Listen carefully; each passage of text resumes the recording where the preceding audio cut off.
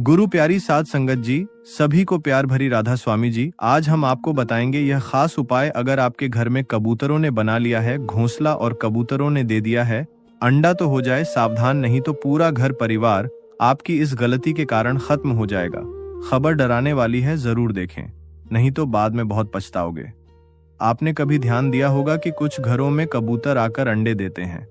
वह चुपचाप एक कोना ढूंढते हैं, वहां घोंसला बनाते हैं और फिर 2 छोटे छोटे अंडे उसमें रख देते हैं। कई लोग इसे एक सामान्य बात मानते हैं, लेकिन क्या आपने कभी सोचा है कि इसका असर उस घर पर क्या होता है? क्या यह अच्छा संकेत है या बुरा? क्या इससे घर में बरकत आती है या गरीबी का असर बढ़ता है? क्या कबूतर का अंडा देना सिर्फ एक पक्षी की प्रक्रिया है या इसके पीछे कोई गहरा रहस्य छुपा हुआ है? मित्रों, आज की इस ज्ञानवर्धक और जीवन को दिशा देने वाली वीडियो में हम आपको बताएंगे कि जिस घर में कबूतर अंडे देते हैं उस घर के जीवन में क्या बदलाव आते हैं। लेकिन यह जवाब मैं आपको सीधे नहीं दूंगा, क्योंकि हर उत्तर की गहराई होती है और वह गहराई तभी समझ में आती है जब हम उसे किसी अनुभव, किसी कथा या किसी उदाहरण के माध्यम से जानें। कई लोग कहते हैं कि कबूतर का अंडा देना शुभ होता है, तो कुछ लोग कहते हैं कि यह अशुभ है। कुछ लोग मानते हैं कि कबूतर शांति का प्रतीक होता है और अगर वह आपके घर में अंडे देता है तो शांति आती है। तो वहीं कुछ लोग डर जाते हैं और सोचते हैं कि कहीं यह किसी समस्या या संकट का संकेत तो नहीं। मित्रों, आप सभी ने देखा होगा कि जहां कबूतर अंडे देते हैं वहां कुछ दिनों तक वे रोज आते हैं, अपने अंडों की देखभाल करते हैं और फिर एक दिन अंडे से बच्चे निकल आते हैं। यह बच्चे कुछ समय बाद उड़ जाते हैं। लेकिन क्या आपने कभी यह सोचा है कि इस बीच घर के लोगों के जीवन में क्या घट रहा होता है? क्या कोई बदलाव होता है? क्या उस समय घर में खुशहाली आती है या परेशानी बढ़ती है? कुछ बुजुर्ग लोग कहते हैं कि अगर कबूतर ने आपके घर में अंडे दिए हैं तो वह घर शांत और स्थिर हो गया है। कुछ कहते हैं कि इसका मतलब है कि आपके घर में ऊर्जा का संतुलन बिगड़ गया है। लेकिन सच क्या है, यह जानना जरूरी है। मित्रों, कई बार ऐसा भी देखा गया है कि जिस घर में कबूतर घोंसला बनाते हैं और अंडे देते हैं वहां धीरे धीरे गंदगी फैलने लगती है, घर के कोनों में बदबू आने लगती है और वातावरण भारी हो जाता है। लेकिन वहीं दूसरी ओर कुछ घर ऐसे भी होते हैं जहां कबूतर अंडे देने के बाद से घर में बरकत आनी शुरू हो जाती है, धन संपत्ति बढ़ती है और पारिवारिक संबंधों में मिठास आती है। तो अब सवाल यह उठता है कि दोनों बातों में से कौन सी सच्ची है? क्या यह सब मन का वहम है या वास्तु और ज्योतिष से जुड़ा कोई गहरा रहस्य? मित्रों, आपने कभी सोचा है कि कबूतर को ही ऐसा पक्षी क्यों माना गया जो घर में आकर अंडे देता है? आखिर वह जंगल में भी तो रह सकता है, पेड़ों पर भी घोंसला बना सकता है, फिर वह इंसानों के घरों को क्यों चुनता है? क्या यह सिर्फ संयोग है या इसके पीछे कोई अदृश्य संकेत छुपा हुआ है? कुछ लोग यह भी कहते हैं कि अगर कबूतर बार बार आपके घर आ रहा है तो यह आपके घर की हवा और वातावरण को पसंद कर रहा है। इसका मतलब है कि घर की तरंगे, घर की ऊर्जा सकारात्मक है। लेकिन जब वही कबूतर अंडे देकर चला जाता है और उसके बाद घर में लगातार परेशानी आने लगे तो मन में शंका पैदा होती है। मित्रों, क्या आपने कभी देखा है कि जब कबूतर अंडे देते हैं तब आपके घर में किस तरह की घटनाएं घटती हैं? क्या घर में कलह बढ़ता है? क्या घर के लोग बीमार रहने लगते हैं या फिर कोई बड़ा नुकसान होता है या फिर इसके उलट? क्या कभी आपने यह भी देखा है कि उसी समय घर में कोई खुशखबरी आई हो, कोई नौकरी लगी हो, कोई नया काम शुरू हुआ हो? मित्रों, यह सारे सवाल आपको सोचने पर मजबूर कर देंगे कि कबूतर का अंडा देना सिर्फ एक सामान्य बात नहीं है। इसके पीछे कुछ है जो हम सबको समझना होगा। और इसीलिए मित्रों, मैं आप सभी से हाथ जोड़कर निवेदन करता हूं कि इस पूरी कथा को ध्यान से सुनिएगा, क्योंकि आज मैं जो कथा सुनाने जा रहा हूं वह सिर्फ कहानी नहीं होगी, बल्कि आपके जीवन से जुड़ी एक सच्चाई होगी। अगर आपने इस कथा को ध्यान से सुना तो आप जान पाएंगे कि कबूतर के अंडे घर में आने का असली अर्थ क्या होता है। मित्रों, कुछ लोग होते हैं जो कथा को पूरा नहीं सुनते और फिर कहते हैं कि हमें इससे कोई लाभ नहीं हुआ। लेकिन अगर आप पूरी बात ध्यान से सुनेंगे तो आप समझ जाएंगे कि कबूतर का आपके घर में आकर अंडा देना एक संकेत है, या तो शुभ का या अशुभ का। अब कथा की शुरुआत हम अगले भाग में करेंगे, लेकिन उससे पहले अगर आप हमारे चैनल पर नए हैं तो कृपया चैनल को सब्सक्राइब जरूर करें, क्योंकि हम हर दिन ऐसे ही ज्ञानवर्धक और वास्तु ज्योतिष से जुड़े रहस्यों पर वीडियो लाते हैं। तो चलिए मित्रों, आपका ज्यादा समय नष्ट न करते हुए कथा को शुरू करते हैं। मित्रों, एक बार की बात है, हिमालय की ऊंचाइयों पर स्थित शांत और दिव्य कैलाश पर्वत पर भगवान शिव गहरी तपस्या में लीन थे। चारों ओर शांति थी, वातावरण पूरी तरह पवित्र और सौम्य था। कोई आवाज नहीं थी, सिर्फ पवन की मंद गति और ध्यान की ऊर्जा का स्पंदन वहां महसूस हो रहा था। उसी समय आकाश मार्ग से देवताओं के प्रिय चिर परिचित और उत्सुकता से भरे देवर्ष नारद मुनि अपने वीणा के साथ वहां प्रकट हुए। वे हर युग में हर लोक में भ्रमण करते हैं, और जहां कहीं उन्हें कोई रहस्य, कोई बात या कोई जिज्ञासा मिलती है, वहां वे बिना देर किए पहुंच जाते हैं। और आज उनकी यह जिज्ञासा उन्हें सीधा कैलाश पर्वत तक ले आई थी। नारद जी भगवान शिव के चरणों में झुके और बड़े आदर से बोले, जय शिव शंभु नम शंभवाय भगवन, आप साक्षात ज्ञान और सत्य के स्वरूप हैं। आज मैं एक बहुत विशेष प्रश्न लेकर आपके पास आया हूँ। भगवान शिव ने धीरे धीरे नेत्र खोले। उन्होंने नारद जी की ओर देखा और शांत स्वर में कहा, देवर्षि, आपका स्वागत है। कहिए, आप कौन सी जिज्ञासा लेकर आए हैं? नारद जी बोले, भगवन, मैं जब पृथ्वी लोक में भ्रमण कर रहा था, तब मैंने अनेक घरों में एक विशेष बात देखी। कुछ घरों में कबूतर आते हैं, घोंसला बनाते हैं और फिर अंडे देते हैं। वहां रहकर कुछ दिन तक अपने बच्चों की देखभाल करते हैं। लेकिन कुछ लोगों का कहना है कि जहां कबूतर अंडे देते हैं, वहां दरिद्रता आ जाती है। कुछ कहते हैं कि वहां अशुभ ऊर्जा का वास हो जाता है, और कुछ कहते हैं कि वह घर पवित्र और शांत हो जाता है। तो हे भोलेनाथ, मेरी जिज्ञासा यही है कि जिस घर में कबूतर आते हैं और अंडे देते हैं, उस घर में वास्तव में क्या होता है? क्या यह शुभ है या अशुभ? इसका वास्तु और ज्योतिष से क्या संबंध है? भगवान शिव मुस्कुराए और बोले, नारद, आपने आज संपूर्ण मानव जाति के लिए एक अत्यंत महत्वपूर्ण प्रश्न किया है। यह प्रश्न केवल पक्षियों से जुड़ा नहीं है, बल्कि यह उस घर की ऊर्जा, उसकी गति और उसमें रहने वाले लोगों के जीवन पर गहरा असर डालता है। नारद जी ने फिर कहा, भगवन, मैं जानता हूं कि इस प्रश्न का उत्तर साधारण नहीं है, लेकिन मैं चाहता हूं कि आप मुझे विस्तार से समझाएं कि कबूतरों का घर में आना, अंडे देना और फिर चले जाना, इसका गहरा रहस्य क्या है? क्या इसका सीधा संबंध हमारे कर्मों से है या हमारे घर की स्थिति से? क्या यह आने वाली घटनाओं का संकेत देता है? क्या यह चेतावनी है या वरदान? भगवान शिव थोड़े गंभीर हो गए और बोले, देवर्षि, इसका उत्तर मैं आपको सीधे शब्दों में नहीं दूंगा, क्योंकि यह केवल एक पक्षी के आने जाने की बात नहीं है। इसके पीछे जीवन के कई संकेत छुपे हुए हैं, जो हर गृहस्थ के जीवन को प्रभावित करते हैं। मैं आपको एक कथा के माध्यम से इस प्रश्न का उत्तर दूंगा, क्योंकि बिना कथा के इसका भाव और गहराई समझना कठिन होगा। लेकिन उससे पहले मैं आपको कुछ बातें समझाना चाहता हूं। नारद जी ध्यानपूर्वक भगवान शिव की ओर देख रहे थे। भगवान शिव आगे बोले, देवर्षि, जब कोई पक्षी विशेष रूप से कबूतर किसी घर में आता है और अंडे देता है, तो वह उस स्थान की ऊर्जा को महसूस करके ही वहां ठहरता है। यह कोई संयोग नहीं होता। घर की दिशा, उसमें बहने वाली हवा, वहां की नमी, ध्वनि और कंपन, यह सब किसी जीव को आकर्षित करते हैं। और जब वह जीव वहां अंडे देता है, तो वह उस ऊर्जा के साथ जुड़ जाता है।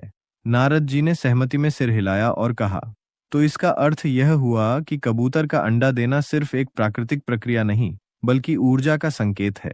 भगवान शिव बोले, बिल्कुल देवर्ष, परंतु यह ऊर्जा सकारात्मक है या नकारात्मक, इसका निर्धारण कई बातों पर निर्भर करता है, जैसे उस घर के लोगों का व्यवहार, उनका सोचने का तरीका, उनका कर्म और उनके घर की वास्तु स्थिति।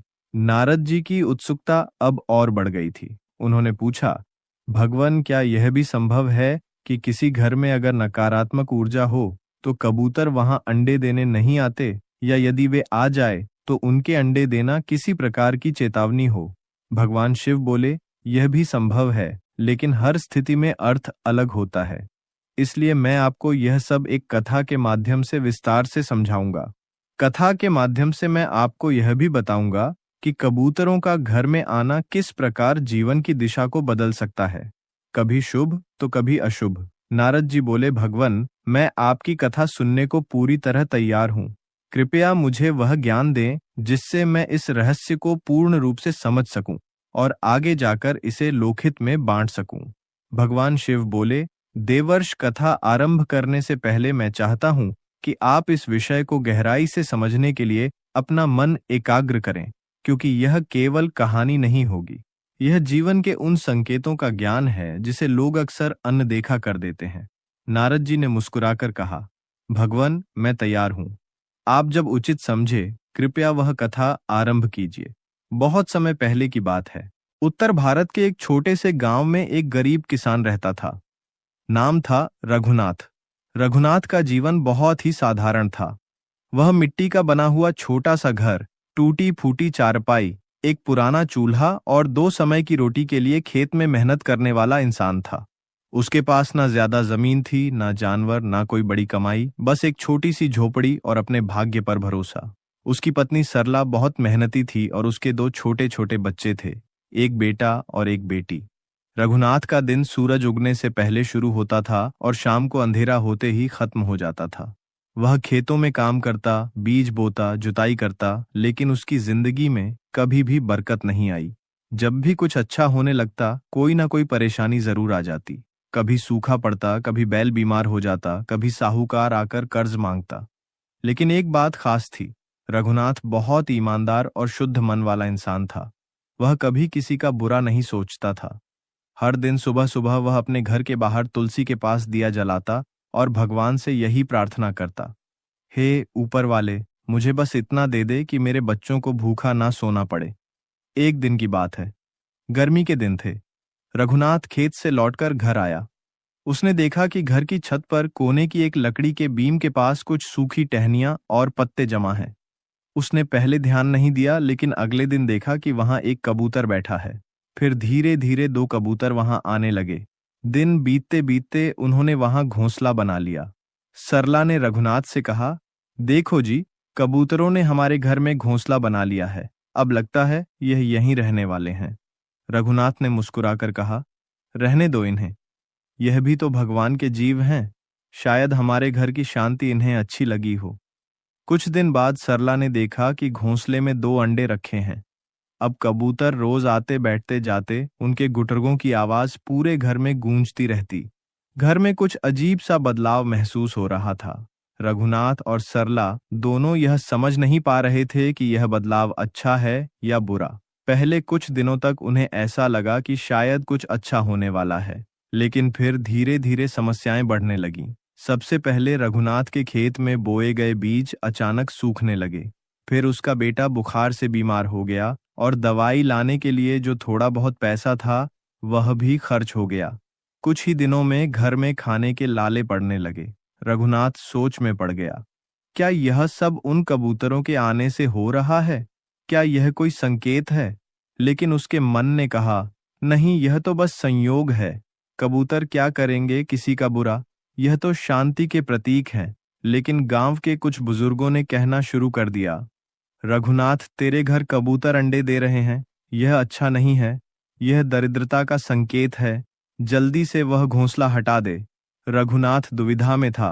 वह कबूतरों को नुकसान नहीं पहुंचाना चाहता था, लेकिन बच्चों की भूख, पत्नी की चिंता और खुद की थकावट उसे अंदर से तोड़ रही थी। एक रात वह घर के आंगन में बैठा हुआ था। आसमान में चांद आधा था। कबूतर गुटरगू कर रहे थे। उसने कबूतरों की ओर देखा और धीरे से कहा, अगर तुम्हारे होने से मेरे घर में कष्ट आ रहा है तो मुझे माफ करना, लेकिन मैं तुम्हें कैसे निकालूं? तुम भी तो मेरी ही तरह इस धरती के जीव हो। उसकी आंखों में आंसू थे। वह थक चुका था। गरीबी से, सवालों से और अपनों की तकलीफ से। कुछ दिन और बीते, सरला की तबीयत भी बिगड़ने लगी। अब रघुनाथ ने निश्चय किया कि वह गांव के मंदिर में जाकर साधु बाबा से मिलेगा, जो हर शनिवार गांव के बाहर आते थे और लोगों की बातें सुनते थे। लेकिन शनिवार आने से पहले ही कुछ ऐसा हुआ जिसने रघुनाथ को अंदर तक हिला दिया। एक रात तेज आंधी आई, बारिश भी तेज हुई। घोंसले से एक अंडा नीचे गिर गया और टूट गया। दूसरे दिन वह जब उठा तो उसकी बेटी की तबीयत अचानक खराब हो गई और वह बेसुध हो गई। अब रघुनाथ ने तय कर लिया, अब और नहीं, अब मैं किसी ज्ञानी संत से जाकर पूछूंगा कि यह सब क्यों हो रहा है। क्या सच में कबूतरों का अंडा देना मेरे जीवन में कोई अशुभता ला रहा है?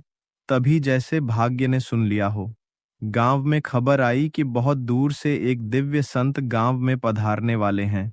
वह किसी को नहीं मिलते, लेकिन जिन्हें वे बुला लेते हैं उनके जीवन का अंधेरा खुद ब खुद हट जाता है। सुनते ही रघुनाथ की आंखों में उम्मीद की किरण जगी। वह मन ही मन सोचने लगा, अगर वे संत हमारे गांव आएंगे तो मैं उनके चरणों में बैठकर अपनी बात कहूंगा। चाहे मुझे कितनी भीड़ में खड़ा रहना पड़े, मैं उनके पास जरूर जाऊंगा। और जैसे ही वह दिन आया, पूरा गांव उनकी एक झलक पाने के लिए मंदिर की ओर दौड़ा। रघुनाथ भी भीड़ में था। अब कथा के उस मोड़ पर आते हैं जहां गांव में पधारे दिव्य संत जी और रघुनाथ अपनी सारी पीड़ा, अपने सारे प्रश्न लेकर उनके चरणों में जाकर बैठा। मंदिर के बाहर बड़ी भीड़ थी, लेकिन संत जी ने जब अपनी आंखें खोली तो उनकी दृष्टि सीधी रघुनाथ पर पड़ी। वे मुस्कुराए और अपने हाथ से संकेत किया, बेटा आओ, मुझे तुमसे कुछ कहना है।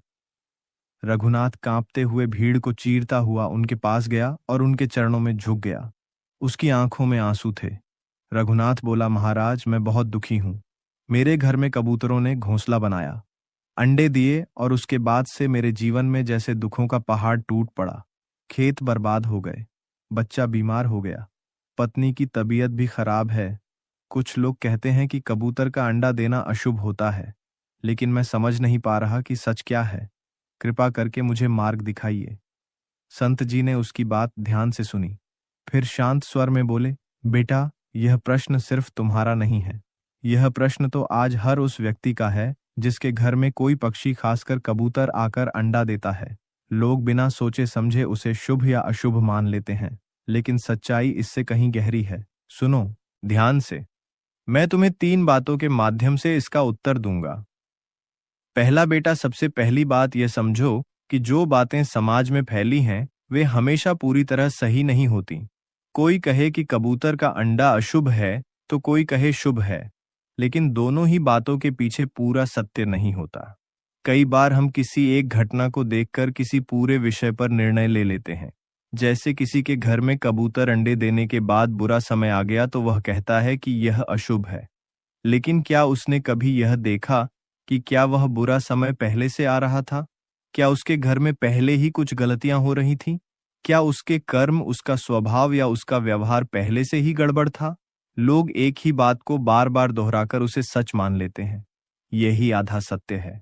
इसलिए बेटा, ना तो तुरंत डर जाना और ना ही बिना सोचे उसे भाग्य मान लेना। दूसरा भाग, अब सुनो। दूसरी बात जो सबसे जरूरी है, जब कोई पक्षी, खासकर कबूतर, तुम्हारे घर में अंडे देता है तो वह कोई संकेत दे रहा होता है। वह पक्षी बिना कारण के नहीं आता। वह तुम्हारे घर की हवा, शांति और ऊर्जा को महसूस करता है। अगर घर में सुकून होता है तो वह वहीं घोंसला बनाता है, लेकिन अगर घर में नमी है, गंदगी है, अकेलापन है, टूटी फूटी जगहें हैं तो वहां भी वह आता है, क्योंकि उसे लगता है कि यहाँ कोई उसे नहीं रोकेगा। अब सोचो, तुम्हारे घर में ऐसा क्या था कि कबूतर आया? क्या वह तुम्हारे घर की सकारात्मक ऊर्जा से खींच कर आया, या फिर उसे लगा कि यह घर खालीपन में डूबा हुआ है? यह समझना जरूरी है। और सबसे बड़ी बात, कबूतर का अंडा तुम्हारे जीवन की परिस्थितियों को नहीं बिगाड़ता, बल्कि जो बिगाड़ पहले से चल रहा होता है वह उसके आने के बाद साफ दिखने लगता है। जैसे एक आईना जो घर की हालत को दिखा देता है। तुम्हारे जीवन में जो कठिनाइयां आई वह शायद पहले से आने वाली थी, लेकिन कबूतर ने आकर उसका संकेत दे दिया। अब यह तुम्हारे ऊपर है कि तुम उस संकेत को समझकर कुछ बदलो या उस पर बस डरते रहो। तीसरा भाग, अब तीसरी और सबसे जरूरी बात सुनो बेटा, डरने की नहीं, समझने की जरूरत है। कबूतर बुरा नहीं होता, उसका अंडा देना भी बुरा नहीं होता, लेकिन अगर तुम्हारे घर में पहले से कोई परेशानी है तो वह बढ़कर सामने आ सकती है। ऐसे में तुम्हें घबराने की जरूरत नहीं, बल्कि अपने घर को सुधारने की जरूरत है। घर को साफ रखो। सुबह सूरज निकलने से पहले उठकर आंगन में थोड़ा जल छिड़को, तुलसी के पास दिया जलाओ, घर में सुंदर विचार लाओ। हर दिन 2 अच्छे काम करो, किसी भूखे को भोजन दो, किसी दुखी को ढांढस दो, और सबसे जरूरी बात, घर में कलह मत होने दो। जब तुम अपने घर की ऊर्जा को सकारात्मक बना लोगे तो फिर कोई भी पक्षी, कोई भी संकेत तुम्हें नुकसान नहीं पहुंचा सकता, बल्कि वह तुम्हारे लिए आशीर्वाद बन जाएगा। कबूतर अगर तुम्हारे घर में आता है तो वह यह भी दिखाता है कि वहां अब भी कुछ शेष है, कुछ उम्मीद है, तभी तो उसने उसे चुना है। तो बेटा, अब अपने मन से डर निकाल दो। जाओ, घर जाओ और सबसे पहले अपने मन को शांत करो। अपने घर की दीवारों को नहीं, अपने मन की दीवारों को साफ करो। फिर देखना, वही कबूतर तुम्हारे जीवन में शांति और समझदारी का प्रतीक बन जाएगा। रघुनाथ की आंखों में आंसू थे। उसने संत जी के चरणों में सिर रख दिया। उसका मन जैसे हल्का हो गया हो। उसे अब डर नहीं लग रहा था, बल्कि उसके अंदर कुछ बदल रहा था। सोचने का तरीका, समझने का तरीका। वह बोला, महाराज, आपने मेरी आंखें खोल दी। मैं अब घर लौटकर पहले अपने अंदर का डर हटाऊंगा और फिर अपने घर को साफ और शांत बनाऊंगा। बाबा जी ने मुस्कुराकर आशीर्वाद दिया और कहा, जाओ बेटा, अपने जीवन को समझो और संवारो, यही सच्चा उपाय है। भगवान शिव कथा समाप्त करते हुए नारद जी की ओर देखते हैं और मुस्कुराकर कहते हैं, यह नारद, अब मैं उम्मीद करता हूं कि तुम्हारे सभी प्रश्नों का उत्तर मिल गया होगा। अब तुम्हारे मन में कोई संशय नहीं बचा होगा। नारद जी ने दोनों हाथ जोड़ते हुए भावुक होकर कहा, प्रभु, आज आपने मेरी आंखें खोल दी। अब मुझे समझ में आ गया कि हर संकेत को डर की नजर से नहीं, समझ की नजर से देखना चाहिए। आपने जो बताया वह न केवल मेरी जिज्ञासा का उत्तर था, बल्कि समस्त मानव जाति के लिए एक सीख है। अब यह ज्ञान मैं पूरी दुनिया तक पहुंचाऊंगा। मित्रों, अगर आप सभी को यह कथा पसंद आई हो, अगर आप सभी को इससे कुछ सीखने को मिला हो, तो कृपया इस वीडियो को लाइक करें, शेयर करें और नीचे कमेंट में राधा स्वामी जी लिखें, ताकि हमें यह प्रेरणा मिलती रहे कि आप तक सही ज्ञान पहुंचा रहे हैं। और हाँ मित्रों, अगर आप हमारे चैनल पर अभी नए हैं तो चैनल को सब्सक्राइब जरूर कर लीजिए, क्योंकि हमारे चैनल पर आपको हर दिन इसी तरह की ज्ञानवर्धक ज्योतिष और वास्तु पर आधारित सच और समझ से भरी कहानियां और जानकारियां मिलती रहेंगी।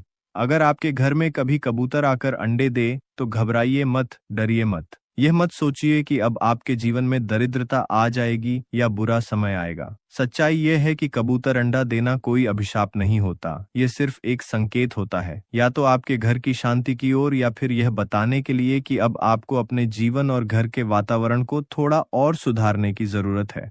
समझदारी यही है कि डरने के बजाय सोएं, सुधारें और सकारात्मक बने।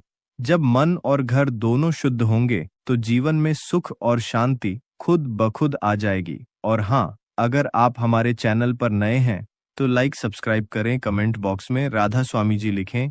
इसी के साथ हमें दे इजाजत। तब